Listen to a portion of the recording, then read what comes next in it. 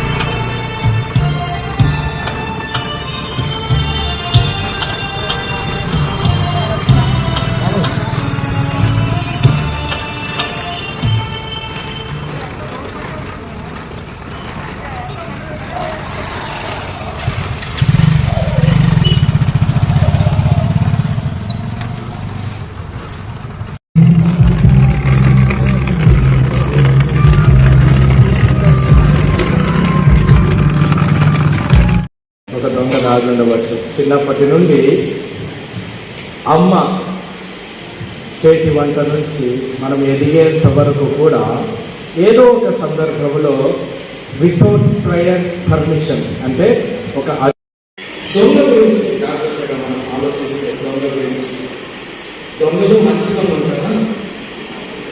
దొంగలు it has a negative connotation అంటే వాడు తప్పిదము చేసిన వాడు శిక్షకు అర్హుడు అనే మాట మనం చూస్తున్నాం.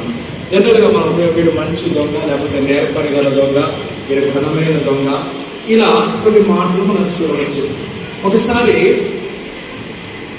ముంబై వార్తలు ఇంతటితో సమాప్తం. మళ్ళీ తిరిగి ప్రసారం అయ్యే టీవీ 9 న్యూస్ లో కలుద్దాం. అంతవరకు సెలవు.